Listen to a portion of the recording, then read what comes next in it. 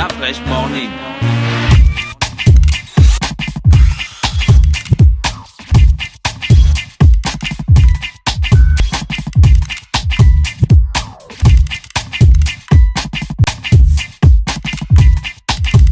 UrbanFM.fm.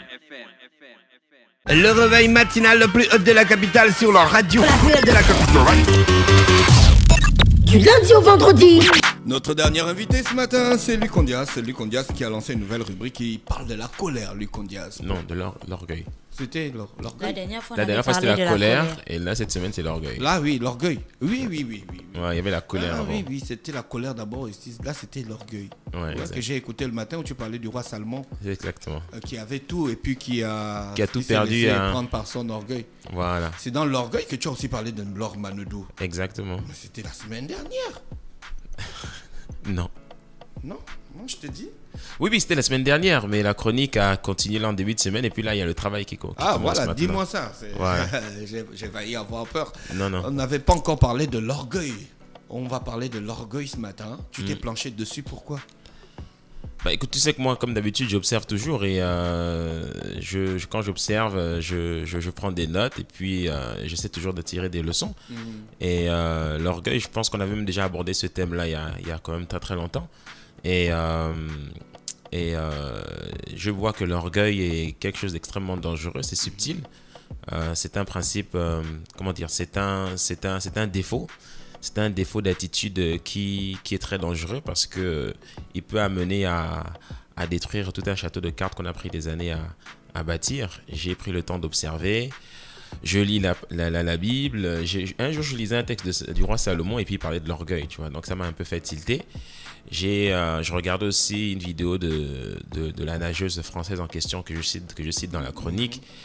Et je me disais, comment quelqu'un peut avoir une telle carrière sportive, avoir un tel succès et puis s'effondrer complètement comme ça, en fait.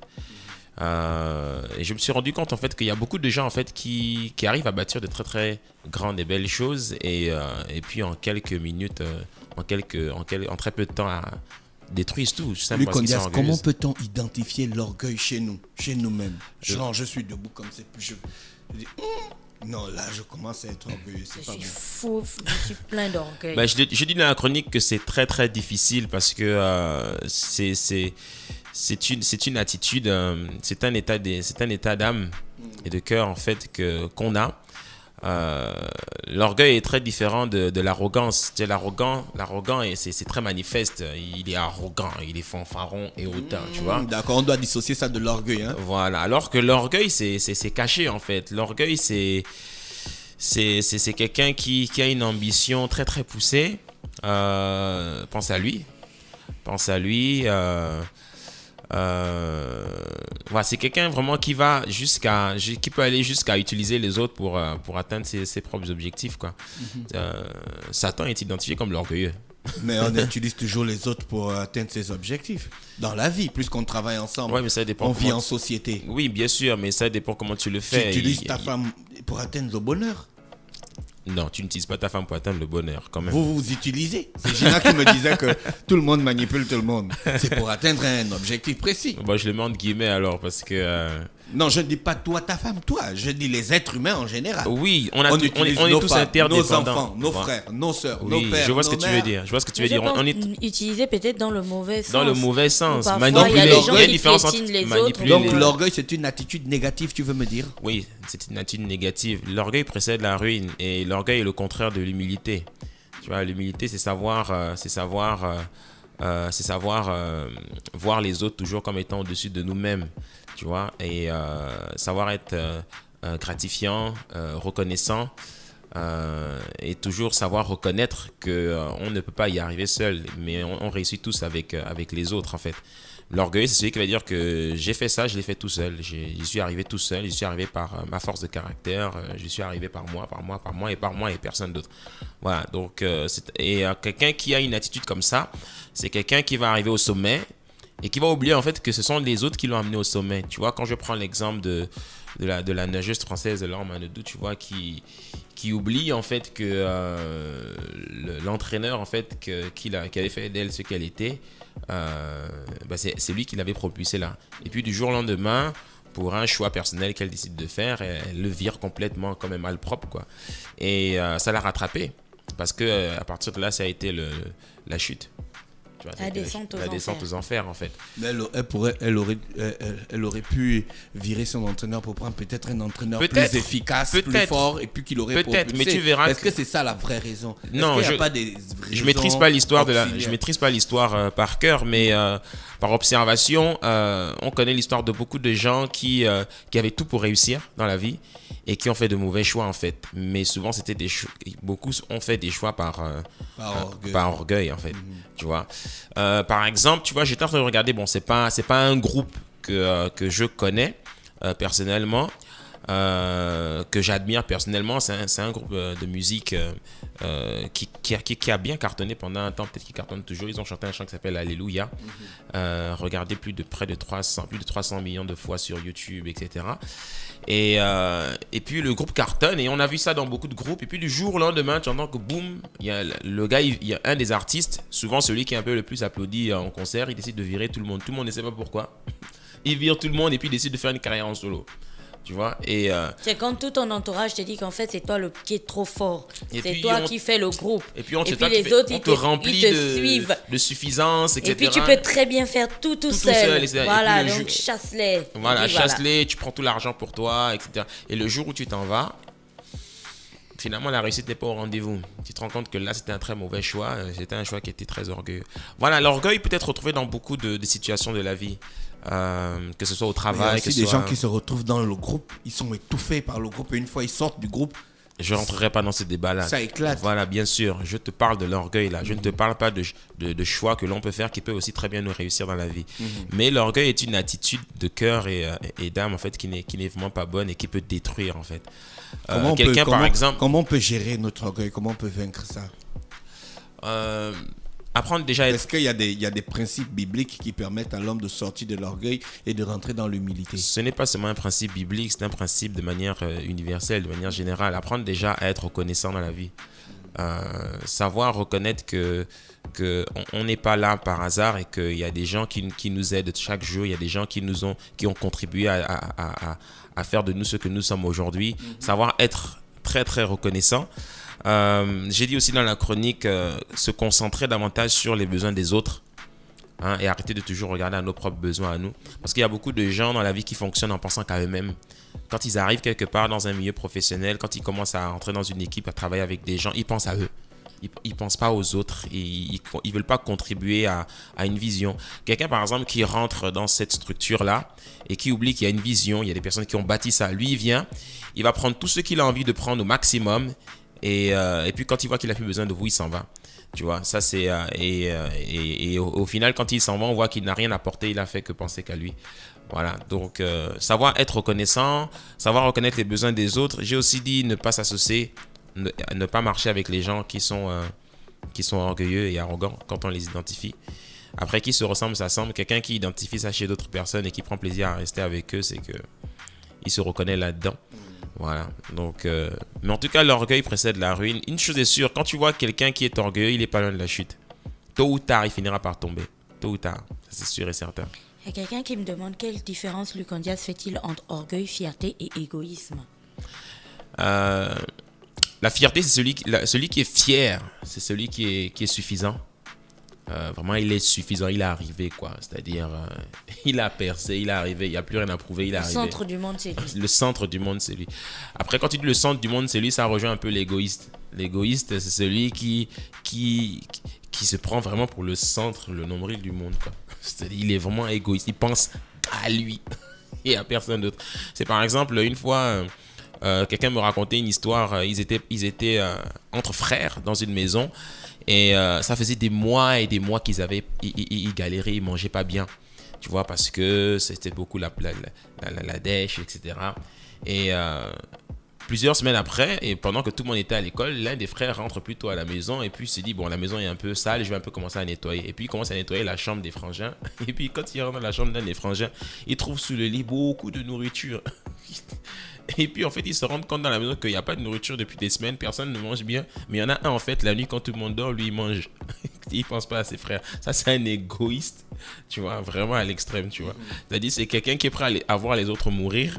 Et puis lui, il se contente que de lui-même, quoi. Voilà, c'est l'égoïste, quoi. Mais l'orgueilleux, c'est celui vraiment qui a... Ceux qui gonflent beaucoup l'orgueil, c'est les succès. Tu vois, c'est les succès. Quelqu'un qui réussit bien. Quelqu'un qui accomplit des choses. Que tu sois un sportif, un chanteur, un entrepreneur, tu réussis et puis tes réussites vont t'enfler d'orgueil. Au point où tu vas commencer à dire, j'ai plus rien à prouver, je ne dois rien à personne et je réussirai toujours et tant que j'existerai, l'activité subsistera et le jour où je m'en irai, c'est là où ça s'arrêtera. Il y en a qui pensent comme ça. Tu vois, il y en a qui pensent comme ça et puis ils se rendent compte que du jour au lendemain, en fait, quand ils sont plus là, ça continue toujours d'avancer, même quand ils sont pas là. Voilà, tu vois. Ceux-là, on les a rencontrés beaucoup sur la route, t'en fais pas. Ouais, tu vois. Et les activités de DBS? Digital Business School avance très bien. Par la grâce de Dieu, ça avance bien. Beaucoup de visites, beaucoup de demandes de renseignements, de prise de dossiers, d'inscriptions. En espérant que ça va bien conclure pour la rentrée d'octobre. On est en pleine campagne de promotion pour la prochaine rentrée. On fait les lycées. On a fait pas mal de lycées là maintenant depuis plusieurs jours. Cette semaine, on en a encore et la semaine prochaine. Et on va à la rencontre des étudiants. Bon, moi-même, personnellement, j'y vais. Ce qui est assez marrant, c'est de voir ce qui est assez agréable, c'est les temps qu'on passe avec les jeunes à discuter. Des jeunes qui posent beaucoup de questions, qui me reconnaissent aussi. Voilà, c'est assez intéressant. Et puis, on a aussi des formations au programme qu'on essaie maintenant de placer tous les mois pour ceux qui ont fait des demandes ponctuelles. On a une formation le 26 mai sur le business du e-commerce, comment lancer son e-commerce, son business de commerce en ligne. Et puis le 16 juin sur comment valoriser son activité, son entreprise dans les réseaux sociaux. Voilà. Les activités concrètement vont démarrer dans l'établissement encore? Les activités ont déjà commencé. D'accord, tu as déjà des élèves qui suivent les cours? Oui, des étudiants qui ont commencé des cours. Et voilà, ça ce sont des étudiants qui rentrent dans un cursus assez particulier parce qu'eux, ils n'ont pas voulu attendre octobre parce qu'ils ils sont venus en février. Ils disent, bon, on ne va pas attendre octobre, quoi. Donc, on a mis en place un petit programme de formation pour les préparer, en fait, à la rentrée de octobre. Et puis, en octobre, ils auront, on va dire, un traitement. D'accord. Les professeurs et les enseignants, ils sont déjà positionnés? Oui, tous les professeurs sont déjà là, prêts. On est en train de finaliser. Est-ce que tu vas créer un système de stage? Parce que dans le digital, c'est quand même les activités un peu les plus vivantes en ce moment dans le pays. Est-ce que tu vas créer un système de stage on appelle ça comment, de travaux pratiques? De travaux pratiques au sein de l'école? Au sein de l'école et dans les entreprises. C'est un système d'alternance, tu vois? Bien sûr, la deuxième année se fait en alternance à 50%. La deuxième année, l'alternance va faire partie est une grosse partie du cursus pendant 3 ans. J'ai rencontré déjà plusieurs entrepreneurs, des chefs d'entreprise qui ont accepté de me proposer des stages et on a mis en place une plateforme qu'on a créée nous-mêmes sur mesure où les étudiants, une fois inscrits à l'école, auront accès à des offres de stage directement sans avoir à aller chercher dans les rues de Libreville. D'accord. Voilà. Luc Ondias, la prochaine chronique va parler de quoi? Du travail. Le travail dans quel sens? La valeur du travail? La valeur du travail. Le travail pour manger la sueur de son front? Non, pas vraiment ça. On sait qu'il faut travailler dans la vie, mais l'importance du travail pour pouvoir atteindre ses objectifs dans la vie. Celui qui ne travaille pas, celui qui veut réaliser un rêve, c'est qu'il devra travailler. Et là, je vais insister sur ce point-là. Qu'est-ce que le travail? Pourquoi est-ce qu'il faut travailler? Et comment travailler de manière intelligente pour atteindre ses objectifs rapidement? D'accord, merci. C'était Luc Ondias qui était avec nous ce matin. Gina, tu as le jeu concours, le résultat du jeu concours? Oui, alors la question du gagne? jour était le logo de Bet 200K sur le logo de Bet 241. Est-ce un trèfle ou une feuille de manioc? Et la bonne réponse était bien sûr un trèfle. On en avait C'est déjà un parlé. trèfle à 4 feuilles, oui, qui est signe de bonne chance, bien Luc sûr. Ondias a demandé quand tu en qu'est-ce qu'on trouves. gagne. Alors, qu'est-ce qu'on gagne? On gagne un lot À l'intérieur, tu as plein de gadgets Bet 241, un maillot, un sifflet, un porte-clés, beaucoup de choses, mais surtout, le lot le plus intéressant aussi, enfin, tous les lots sont intéressants, mais le petit cadeau le plus intéressant, c'est le bon du parieur, qui te permet donc de parier directement sur le site bet241.net. Et donc, tous les gagnants de cette semaine viendront récupérer leur lot ici vendredi, et ils seront avec l'équipe d'Urban FM, mais aussi l'équipe de Bet 241, qui va leur expliquer en fait comment on fait pour parier en ligne avec le bon qui leur sera remis. Donc le gagnant du jour, on a eu plein de bonnes réponses. Félicitations à tout le monde. N'arrêtez pas de continuer à jouer. Il y a encore une autre question pour demain, mais pour aujourd'hui, le gagnant c'est Prince Ndon. Félicitations à Prince Ndon, le gagnant du jour. D'accord, restez connectés sur les 104.5. Rappelez qu'on était dans le Da Fresh Morning, le réveil matinal, le plus haut de la capitale, sur la radio la plus haute de la capitale. On a reçu beaucoup d'invités ce matin, entre autres les présidents des universités et grandes écoles du Maroc qui organisent une journée porte ouverte ce samedi 19. Ce samedi 18. C'est le 19. Voilà, oui. Du côté de la chambre de commerce. À partir de 9h jusqu'à 16h. Donc faites le déplacement si vous voulez aller étudier dans les meilleures écoles marocaines. On avait aussi Stevic qui venait nous parler de AY People Magazine et de Luc Ondias qui revenait sur sa rubrique sur l'orgueil et sur DBS School, Digital Business School. C'est ça, non? C'est ça. Digital Business School. Rappelez qu'on est habillé par Kiabi qui est en vente flash chez King Arthur qui va commencer quand? Ça commence quand? Ça a commencé déjà et c'est jusqu'au 31 juillet. Donc vous allez retrouver plein de vêtements pour les enfants, les ados, les femmes et les hommes à petit prix. La mode à petit prix. Et Kiabi, c'est à la descente de l'église Saint-André aux 3 quartiers. Vous allez voir l'immeuble, vous ne pouvez pas le rater du tout. Donc c'est là-bas, c'est à partir de 1000 francs. Merci encore. René Ruth est avec nous. René Ruth, bonjour. Le réveil matinal le plus haut de la capitale sur la radio la plus haute de la capitale. Du lundi au vendredi, de 7h à 10h, reçoit 104.5 tonnes de musique dans le Da Fresh Morning. Urban FM 104.5, la station urbaine. Vous écoutez Urban FM 104.5, la station urbaine. Urban FM, première radio chez les jeunes.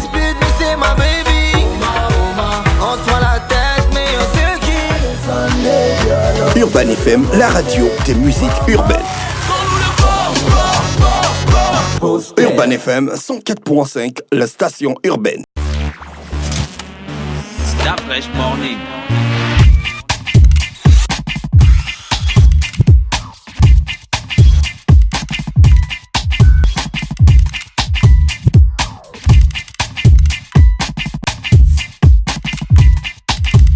UrbanFM.fm